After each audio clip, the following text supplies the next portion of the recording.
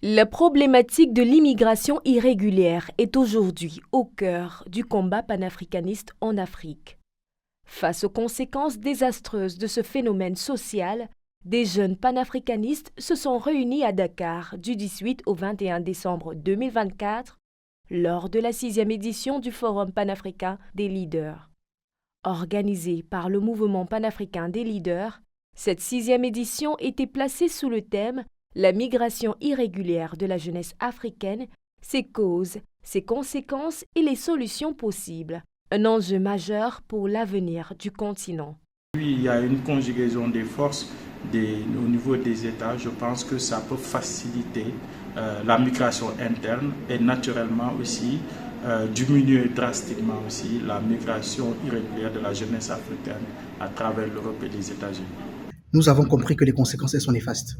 Elles sont véritablement néfastes, non seulement pour le continent, avec la fuite des cerveaux, mais également avec la mort des êtres humains. Et cette mort, elle est réelle. Les familles sont endeuillées, le continent est endeuillé parce qu'il perd beaucoup de sa matière et de sa force.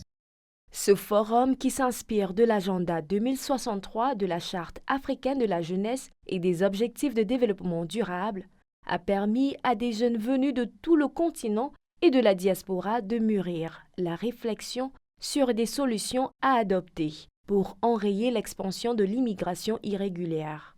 Ces jeunes, alarmés par le nombre croissant de migrants périssant chaque année dans la Méditerranée ou l'Atlantique, ont décliné un chapelet de résolutions pour stopper la saignée. Si on utilise notre ressource naturelle pour développer notre économie, on va éviter l'immigration irrégulière.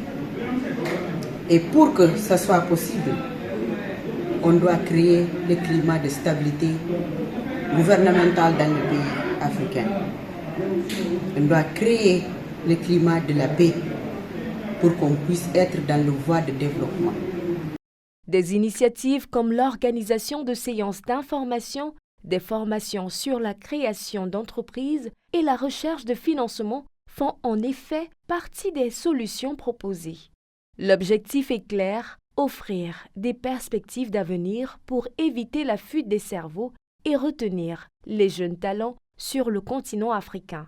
Régulière en Afrique, il faut déjà trouver de l'emploi aux jeunes africains, parce qu'il faut dire que c'est le manque d'emploi qui peut motiver certains jeunes à pouvoir quitter leur territoire pour aller dans un autre territoire dans le but d'acquérir les meilleures conditions de vie. La deuxième chose, c'est sortir de la conception néo-patrimoniale de l'État, parce que certains enfants des prolétaires, comme les éleveurs, ont tendance à penser que le pays ne leur apporte pas un avenir prometteur.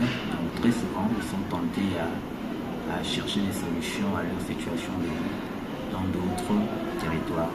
À l'issue de ce forum, le MPL s'est engagé à poursuivre cette mobilisation à travers ses fédérations locales. Une action collective pour une Afrique autonome, solidaire et prospère, en marche vers les objectifs de l'agenda 2063 de l'Union africaine.